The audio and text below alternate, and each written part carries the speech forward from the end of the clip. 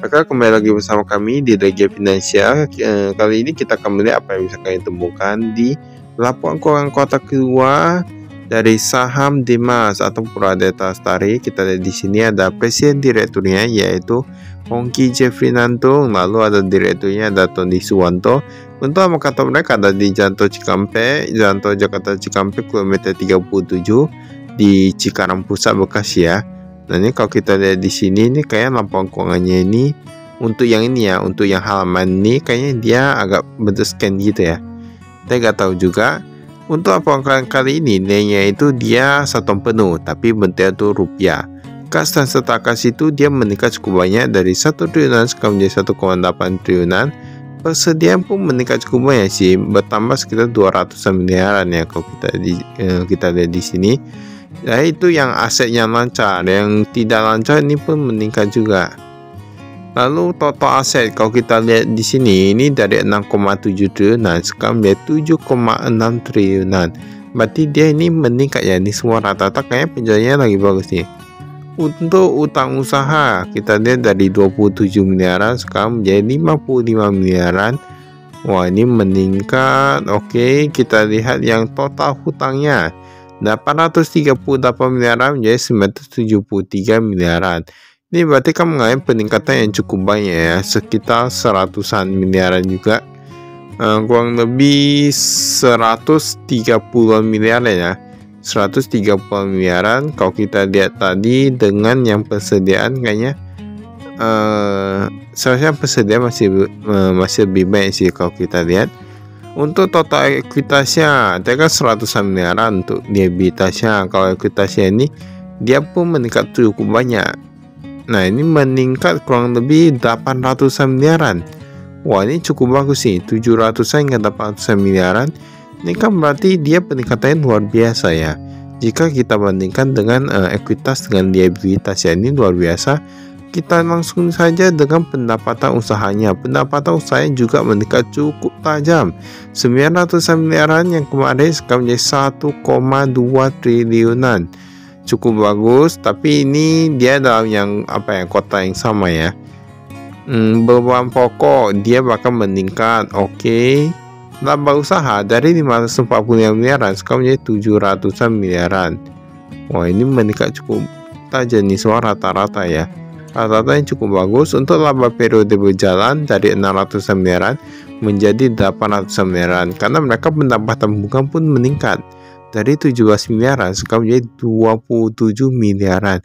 Semua rata-rata meningkat ya kalau kita lihat di sini. Walaupun mereka ada beban bunga meningkat, namun untuk pendapatan bunganya masih lebih tinggi daripada beban bunganya. Jadi ini masih agak oke ya jika kita bandingkan. Karena kalau kita lihat pun tadi hutangnya pun berkurang lah ya. Hutang berkurang sehingga mungkin saja beban bunganya pun gak gitu apalagi nanti ke depannya. Ini bagus sih kalau kita lihat dari sini. Ini ada pembayaran prakontraktor, pemasok, karyawan dan lain-lain. Ini dari 300 miliaran jadi 400 miliaran. Tapi kalau bisa kita karena dia ini ada gabung dengan karyawan, kontraktor dan lain-lain. Nah, tapi kalau kita lihat tadi untuk labanya saja diikuti dengan persediaannya, ini berarti labanya ini pure. Bahkan bisa saya sebenarnya lebih tinggi. Karena mereka lebih memikirkan tentang masa depan. Beli persediaan dulu dan lain-lain. Ini cukup bagus ya kalau menurut kami. Ini saham Dimas ini presiden komisaris yaitu Mutawijaja, dan presiden direktur ada Hongki Jeffrey Nantung yang tadi ya. Ada wakil presiden komisaris, wakil presiden direktur dan direkturnya. Tapi kalau kita di sini kayak manajemennya nggak ada berubah ya. Terkadang memang gitu ya, untuk beberapa perusahaan yang besar ataupun perusahaan yang bagus, terkadang manajemennya itu dia tetap aja ya. Mungkin karena dia loyal kepada perusahaan, karena perusahaan memberikan fasilitas ataupun kenyamanan dalam bekerja. Nah ini membuat sebuah poin penting untuk melihat bagaimana perusahaan yang bagus itu. Ini kas dan serta kas kalau kita lihat 216 jutaan menjadi 217 jutaan. Ini kas yang di tangan ya. Ini kas yang di tangan. Kemudian ada yang di bank. Ada rupiah pihak berelasi, mereka ada berelasi dengan Bank Sinarmas. Kalau kita lihat di sini dari 37 miliaran menjadi 31 miliaran.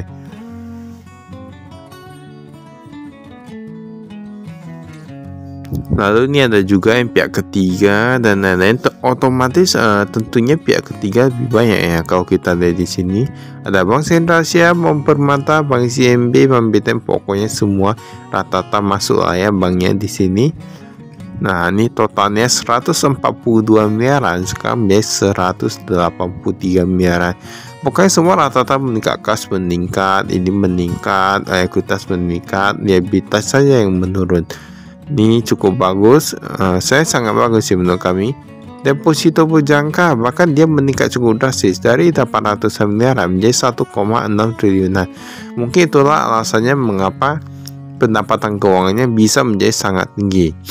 Masa pendapatan keuangannya itu dia meningkat cukup banyak jika dibandingkan dengan beban bunganya. Nah, ini kita lihat di sini, ini ada persediaannya. Ini persediaan bisa kita lihat ya. Tanah dan bangunan yang siap dijual dari 15 miliaran meningkat menjadi 144 miliaran. Berarti mereka persediaan masih banyak nih. Nah, yang sedang dikembangkan pun lebih banyak ya daripada yang tahun lalu. Dari 3 triliunan menjadi 3,1 triliunan. Tanah yang belum dikembangkan hanya beda sedikit saja. Dan kalau menurut kami ya, ini persediaannya kan dia meningkat ya. Kalau kita lihat dari sini, bagian aset tidak lancar dia menurun sedikit, tapi gak gitu berpengaruh ya. Karena dia peningkatannya kurang lebih hampir sama sih kalau kita lihat di sini. Ini cukup bagus kalau kami lihat persediaannya oke. Tanah pode yang bisa dijual masih banyak. Nah, itu mereka ini beban dibayar dibungkam, beban untuk memperoleh kontrak dengan pelanggan 14 miliaran. Sewa dan pelayanan jasa, wah ini pelayanannya ini luar biasa. Tapi kita gak tahu ini sebenarnya sewanya yang tinggi atau pelayanannya yang tinggi ya.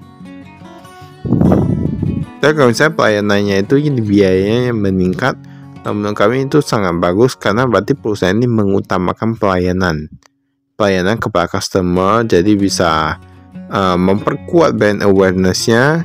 Ini aset tetap bisa ada di sini.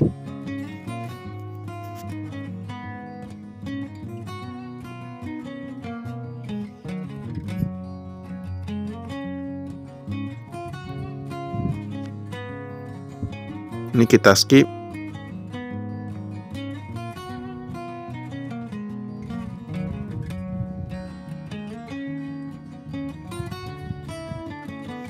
Nah, ini kalau kita lihat di sini, ini ada nama pemegang sahamnya, ada Sumbarus Mulia, Socis Masyarakat 57,2825, 17,72 aja masyarakat, sekitar 17%. PT Sumbarus Mulia paling tinggi nih, sekitar 57%. Tapi dia memang nggak ada mulai perubahannya. Nah, ini pendapatannya ini bisa kita lihat di sini.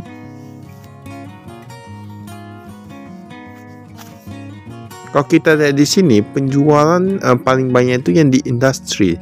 Industri dari 700 miliaran menjadi 1,1 triliunan, dia boom luar biasa. Ini ada perumahan 100 miliaran menjadi 23 miliaran.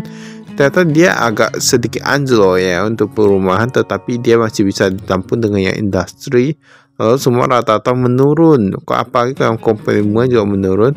Untuk sewa meningkat, hotel meningkat. Inilah yang kemarin kami katakan bahwa untuk yang sewa sama yang hotel ini kayaknya ini agak cukup bagus ya, di mana rata-rata terus mengalami peningkatan. Nah, kalau kita di sini, ini apa nih?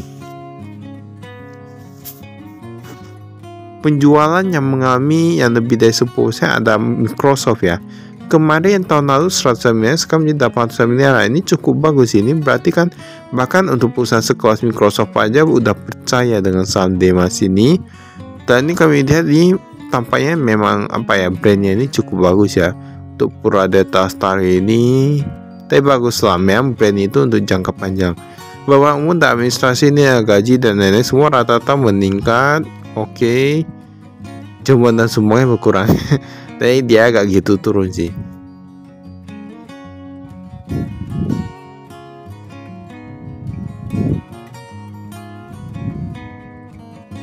Nah, ini kita skip.